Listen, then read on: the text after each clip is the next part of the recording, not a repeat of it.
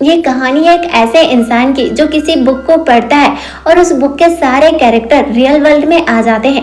ऐसे लोगों को सिल्वर टंग कहा जाता है। So hello everyone, Kanchan here, let's begin the story.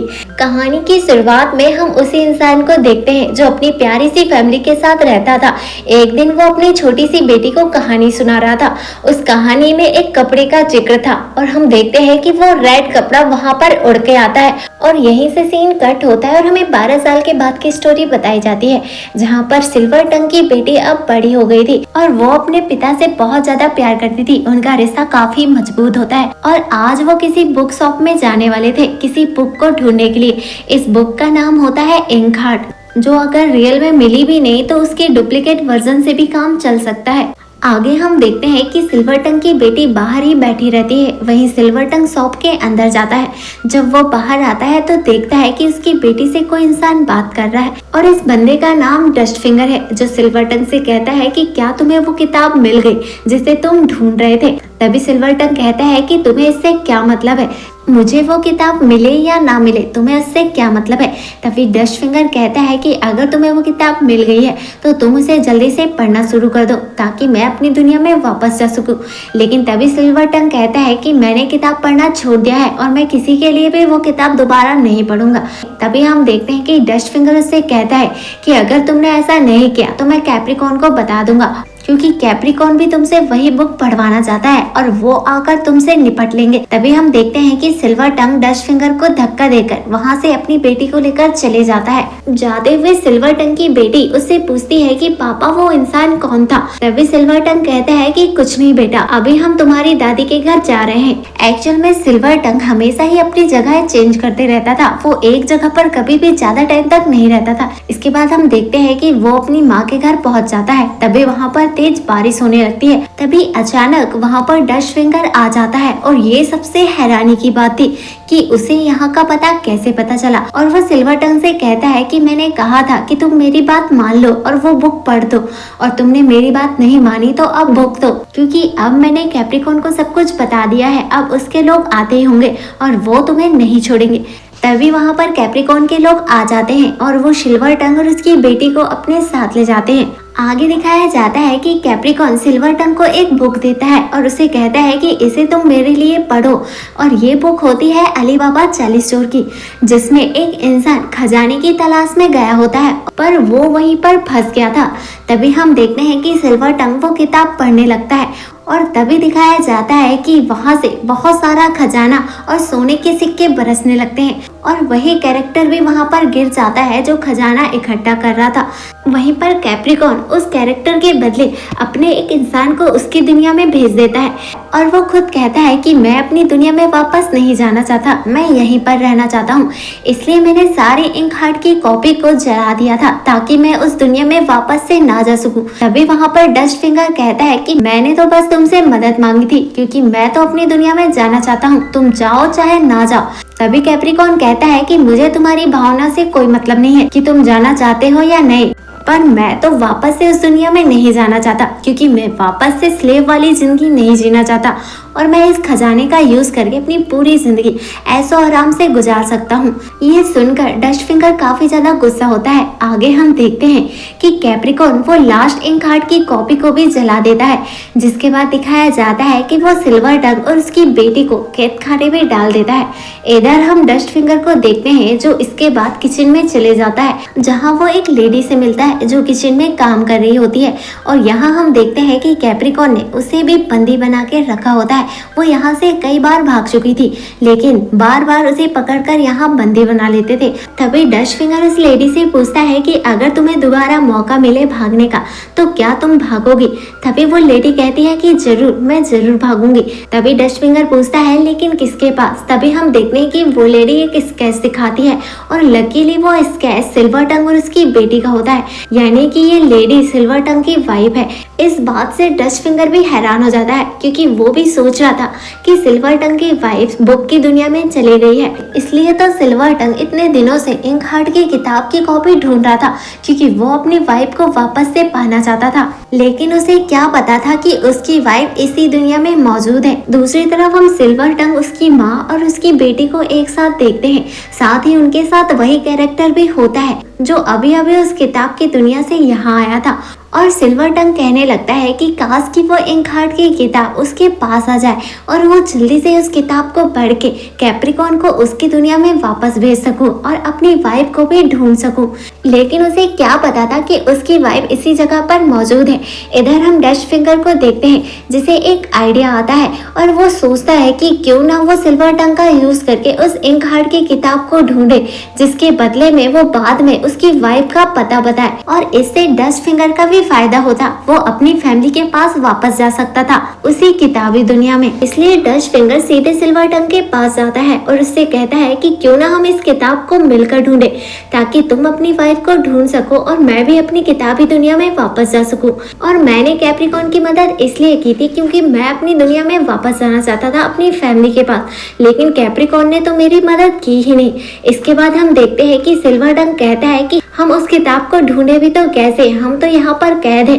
तभी डस्ट फिंगर कहता है कि तुम उसकी टेंशन मत लो और हम देखते हैं कि डस्ट फिंगर उन्हें एक किताब देता है जिसमें एक स्टॉर्म का जिक्र होता है। तभी हम देखते हैं कि सिल्वर टंग उस किताब को पढ़ने लगता है और हम देखते हैं कि वहाँ पर एक बड़ा सा स्टॉर्म आता है जिसकी वजह से ये लोग वहाँ से निकलने में कामयाब हो जाते हैं। इधर हम सिल्वर टंग की वाइफ को देखते हैं जो डस्ट फिंगर से हेल्प मांगती है, लेकिन डस्ट फिंगर उसकी कोई हेल्प नहीं करता क्योंकि वो जानता था कि अगर वो उसकी वाइफ की हेल्प करेगा तो सिल्वर टंग फिर उस किताब को नहीं ढूंढेगा और वो उसकी दुनिया में कैसे जाएगा। इसलिए डस्ट फिंगर उसकी हेल्प नहीं करता, ना ही सिल्वर टंग को उसकी वाइफ के बारे में कुछ भी बताता है।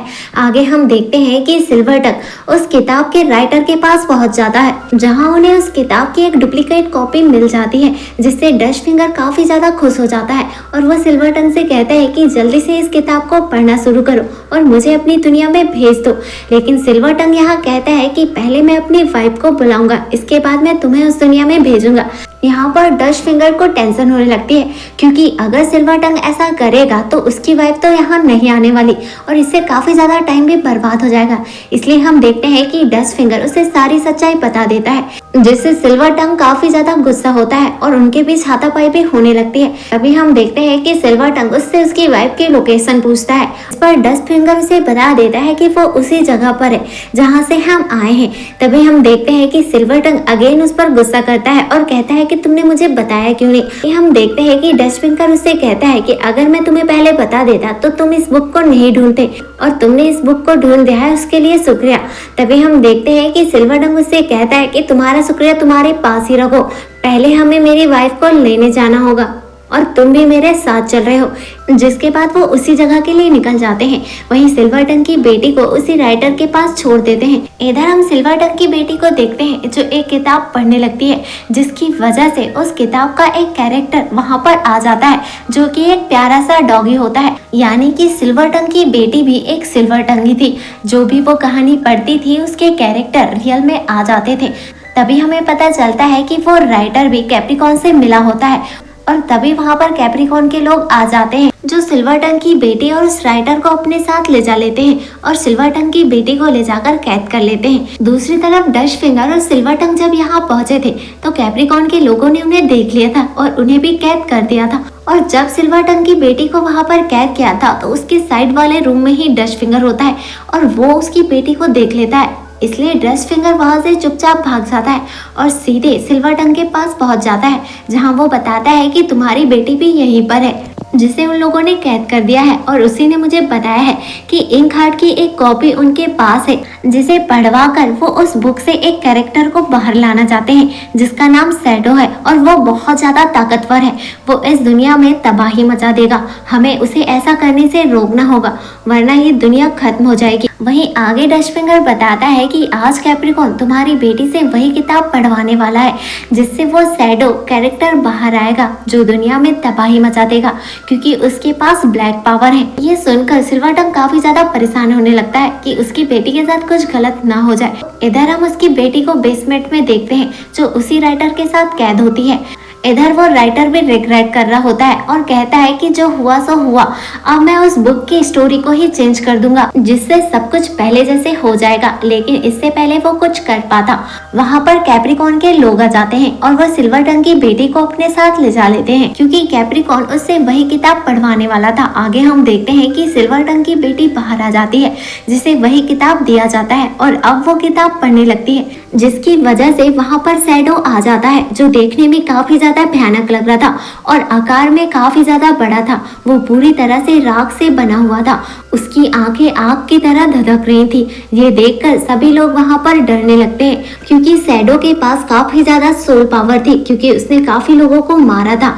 इधर हम कैप्रिकॉर्न को देखते हैं जो उसे देखकर काफी ज्यादा खुश होने लगता है क्योंकि शैडो उसकी काफी सारी बातें मानता था। वहीं पर राइटर को अपनी गलती का एहसास हो चुका था, इसलिए हम देखते हैं कि वो एक पेज में अलग से ही स्टोरी लिखता है जो उस किताब की स्टोरी से अलग होती है, जिससे वो शैडो को उसकी दुनिया में वापस भेज सके। और हम देखते हैं कि वो उस डॉग की मदद लेता है और उस पन्ने को सिल्वर टंग की बेटी को दे देता है और हम देखते हैं कि सिल्वर टंग की बेटी उस पन्ने को पढ़ने लगती है जिसमें ये लिखा है कि शैडो ने अब तक जिन लोगों को मारा है वो उनके लिए रिग्रेट कर रहा है और जिन लोगों ने शैडो को ऐसा करने के लिए मजबूर किया है वो अब उनसे बदला लेगा। और हम देखते हैं कि शैडो कैप्रिकॉर्न की तरफ पढ़ने लगता है, लेकिन तभी सिल्वर टंग की बेटी से कोई वो पन्ना छीन लेता है जिससे शैडो भी कैप्रिकॉर्न की तरफ बढ़ना रुक जाता है। और तभी हम देखते हैं कि वहाँ पर अजीबोगरीब क्रिएचर भी आने लगते हैं। इधर हम सिल्वर टंग को देखते हैं जो उन क्रिएचर से फाइट कर रहा होता है और वो अपनी बेटी से कहता है कि तुम आगे की स्टोरी कंटिन्यू पढ़ो। तभी उसकी बेटी उससे कहती है कि पापा मैं आगे की स्टोरी कैसे पढूं क्योंकि वो पन्ना मेरे पास नहीं है। तभी उसके फादर उसे एक पेन देते हैं और कहते हैं कि इसे हाथ में लिखते जाओ और पढ़ते जाओ और वो ऐसे ही करती है और आगे की स्टोरी हाथ पे लिखते जाती है। जिसने हाथ में लिखा था कि जैसे ही शैडो कैप्रिकॉर्न की तरफ बढ़ा तो वो चिढ़ने लगा, लेकिन कैप्रिकॉर्न भी शैडो की तरह राख में बदलने लगा। तभी हम देखते हैं कि वैसे ही होने लगता है, कैप्रिकॉर्न राख में बदल कर नीचे गिरने लगता है।